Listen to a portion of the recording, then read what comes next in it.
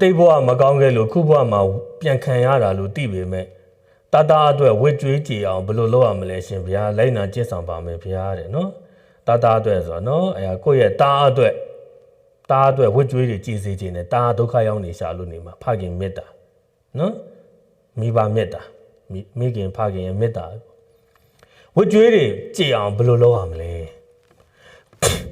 ဒီနေရာမှာဝစ်ကြွေးတွေကြည်အောင်ကိုသားသမီးအတွက်တော်၎င်းမိမိအတွက်တော်၎င်းဝစ်ကြွေးတွေများများကြည်ခြင်းတော့ဝစ်ကြွေးဆိုတာကကိုလှုပ်ခဲ့တဲ့အကျွေးကိုလှုပ်ခဲ့တာဆိုတော့ကိုပြန်ဆက်ရမှာပဲဆက်ရမယ့်အခါမှာစက်ပုံစက်နည်းတော့လိုတယ်စက်ပုံစက်နည်းကမေးတဲ့မိကွန်းကလည်းကောင်းတယ်တည်တင်တာကဝစ်ကြွေးကိုဘယ်လိုဆက်မလဲရေပုံအပြည့်လောကလူသားတွေဆက်နေတာက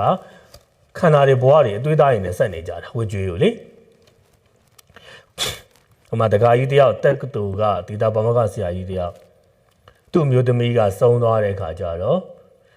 သူ့အမျိုးသမီးရဲ့နာရေးကိုမိတ်ဆွေတွေအမျိုးတွေကလာကြည့်ကြတယ်လူတွေအများကြီးဖြစ်လာအိမ်မှာလူတွေကများလာတော့သူလာရောက်ဧည့်သည်တွေကိုအကျွေးမွေးအခမ်းဖို့စားစရာအလွယ်တကူမရှိအဲ့ခေတ်ကလာဒီလို shopping mall တွေ market တွေမှာမရှိနော်အဲ့လိုဆိုတော့အိမ်အောက်မှာမွေးရတဲ့စိတ်ကလေးတစ်ကောင်တက်ပြီးကျွေးလိုက်တာနော်စိတ်လေးကိုတက်ပြီးတော့လာတဲ့ဧည့်သည်တွေကိုကျွေးမွေးအခမ်းတယ်သူမိမနာရေးကိုလာကြတဲ့ဧည့်သည်တွေအမျိုးတွေလှူတာပဲလှူတဲ့အတွက်ကုသိုလ်တပည့်ငယ်တပိတ်တာအဲ့ဒါစိတ်ကိုတက်လိုက်တာတီလာကျူးလို့မိတဲ့အတွက်ဒီတကာကြီးဟာဒီတက်ကတူပြီးဒီတာဘောမကဆရာကြီးကတေးတော့ငဲကြနော်ငဲကလွတ်လာတော့လဲဘွားပေါင်း900တဲ့စိတ်ဘွားနဲ့လေလီးခံအတက်ခံတာဝကြွေးတွေနော်ကြောက်စရာကောင်းတယ်တချို့စာပေမှာဘလို့ထိပါလဲဆိုတော့စိတ်အမွေးမှာစိတ်ခန္ဓာကိုယ်မှာအမွေးပေါင်းမရေနိုင်ဘူးလေစိတ်အမွေးအရေသွက်နဲ့တော့ခံရတာတွေတော့ရှိတယ်တဲ့ပြောရတော့အများကြီးပဲကဲထားတော့အဲ့ဒါဆိုတော့အမှန်တန်ကြောက်စရာကောင်းတယ်အမှန်တန်ကြောက်စရာကောင်းတယ်ဒါဝကြွေးတွေနိဝကြွေးတွေဒါကြတော့သူလောက်ခဲ့တဲ့အာကုသိုလ်ဝကြွေးကိုသူကခန္ဓာနဲ့ဆက်တာဘဝတွေနဲ့ဆက်အတွေးသားတွေနဲ့ဆက်တယ်အဲ့ဒါလောကလူသားတွေအများစုဆက်နေကြတာအခုလည်းဘဘမေးတဲ့တက္ကမတွေအနေနဲ့တက္ကမတို့ရဲ့တာသမီအတွက်မိသားစုအတွက်ကိုယ်အတွက်ဝကြွေးတွေကိုဒီလိုမျိုးဘဝတွေခန္ဓာတွေနဲ့ဆက်နေရင်တော့တေချာတာတခုကကြေဖို့မလွယ်ပါဘူးအဟောင်းမကြေသေးဘူးနောက်တဲ့အတစ်တွေယူနေမိတတ်တယ်နော်ဘဘရေဥပမာလေးနားလဲလွယ်အောင်ဘဘကဥပမာပေးတာဘဘကစာထဲမှာတိုင်းရမှာပါတယ်ဥပမာတွေခေအမြင်နဲ့နားလဲလွယ်အောင်ဘဘဥပမာပေးဥပမာဝကြွေးကြောင်ဖြစ်မယ်ဗျာကြောင်ဖြစ်တော့ကြွက်ခုံမပိုးပေါ်မွားကောင်တွေဖမ်းမယ်သူအကုသိုလ်ကြောင်ဖြစ်တယ်ဆိုတော့အဲ့ဒီကြောင်ဖြစ်တဲ့ဘဝအဲ့ဒီတရိစ္ဆာန်ဘဝမှာအကုသိုလ်တွေထပ်မလုပ်ဘူးလားထပ်လုပ်တော့ထပ်ပြီးတော့သူနောက်တဲ့အရင်အကုသိုလ်အဟောင်းတော့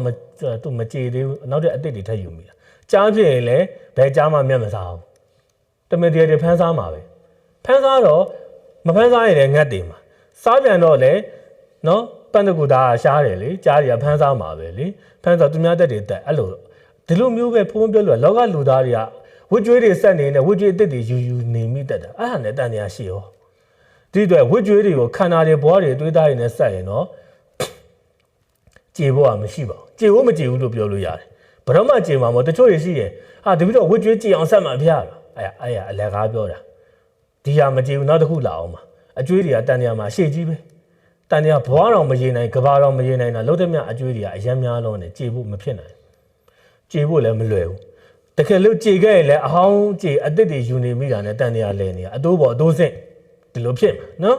ဒီအတွက်ဝကြွေးတွေအကုသို့အကျွေးမှန်တယ်မြောက်အောင်ကြေဖို့တော့တရားအထုတ်ပဲအထီအောင်ဆုံးလိုတိုရှင်းသေးရတော့ meditation ပဲဒီဝိပဿနာတရားကိုအားထုတ်အောင်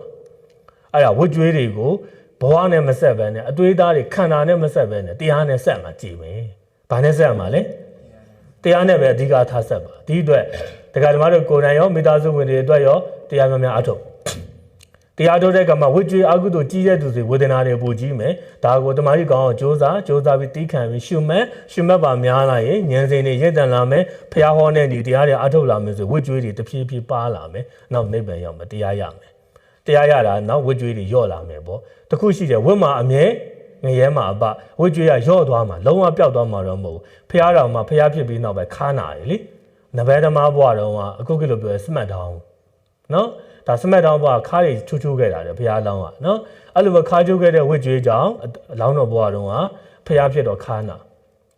ငါးကောင်းတွေထုတက်တာကိုဝမ်းတာတဲ့စိတ်ဖြစ်လို့ဖျားဖြစ်တော့ခေါင်းကိုက်တယ်ဒါအလုံးသိပြီးတာနော် ဆေးဆရာကြီးဘွားတော်ကတမားတော်ကြီးဘွားတော်ကစေဖို့မပေးလို့ဆိုပြီးအဲ့ဒီတထေးကိုဝမ်းတော်စေးတွေတိုက်ခဲ့အဲ့ဒီအာကုသိုလ်ကြောင့်ဖျားဖြစ်တော်ဝမ်းသွားနော်နောက်ဆုံးပရိနိဗ္ဗာန်စံကန်ကြီးမှာအမေတန်ကိုပင်မန်းလာတဲ့ဝမ်းနေရဲသွားထားတဲ့ရေအေးအေးလေးတောက်ချင်တယ်ဖျားခတ်မြမြစ်ရေလေးကိုရှင်အာနန္ဒာကိုတော့ခတ်ခိုင်းတယ်ရှင်အာနန္ဒာကမြစ်ရေကိုတော့ခတ်တယ်ကြည်လင်နေတဲ့ရေကခတ်လိုက်တိုင်းမှာနောက်သွားဝကျွေးတယ်နော်ဘာလို့လဲဆိုတော့နွားဘွားတော်ကတဲ့နော်နွားမိခင်ကြီးကအမေလှုပ်တဲ့နွားမကြီးကရေတောက်နေတော့နွားတစ်တစ်လေးကရေရွယ်ချက်တော့မရှိဘူးရေထဲမှာကခုံစော့ပြေးလွှားခုံပေါက်ပြေးလွှားတဲ့အတွက်ရေတွေနောက်တယ်အဲ့ဒီမိခင်နွားမကြီးရေနောက်တွေပဲတောက်လိုက်ရတယ်အဲ့ဒီအာကုသိုလ်တွေကြောင့်စေရနာမပါပဲလုံကျူးရတော့တချို့ဟာတွေအပြစ်ဖြစ်တယ်နော်လောကမှာကစေရည်ရွယ်ချက်မရှိလဲပြစ်ဖြစ်တယ်ဆိုတာသိဖို့လိုတယ်ကိုယ့်ရဲ့ကိုယ်မူရာနှုတ်မူရာတွေကအပြောဆိုမတတ်တာအနေထိုင်မတတ်တာတွေလောကမှာရှိမယ်တူတူကိုကိုပဲအဲ့တတိဒါတပိတော့မရည်ရွယ်ပါဘူးမရည်ရွယ်လဲအပြစ်ရှိတယ်အခုကြည့်လေဖျားရှင်ဟာဟိုမှာတန်ဃာရွာမှာလူသွားဖြစ်တယ်တန်ဃာတဲ့တွေငါးကောင်းအောင်ထုနေတယ်သူနဲ့လည်းဘာမှဆိုင်သူကိုယ်တိုင်သွားထုတာလည်းမဟုတ်ကလေးလေးပဲရှိတယ်ကလေးဘွားဟောတန်ဃာတဲ့တွေကငါးတွေရတော့ပျော်တယ်စကားတွေပျော်ရင်းနဲ့ဂဲလုံးတွေနဲ့ငါးတွေကိုထုတတ်နေအလေးတွေနဲ့သူကလည်းတကလေးတစ်ပါးကနော်တန်ဃာတဲ့ဆိုတာငါးများများရရင်ပျော်တာပဲအဲ့ကြတော့လူတွေကလည်းပျော်ပျော်ရွှင်ရွှင်နဲ့မြင်တော့သူလည်းအဲ့ဒီပျော်နေတဲ့သူတွေမျိုးသူလည်းပျော်သွားငါးကောင်းတွေကိုလည်းသူတို့ကစော့ကစားနေသူတို့ပဲဒီကလေးရဲ့အမြင်မှာအကုသိုလ်လို့ပဲသိမယ်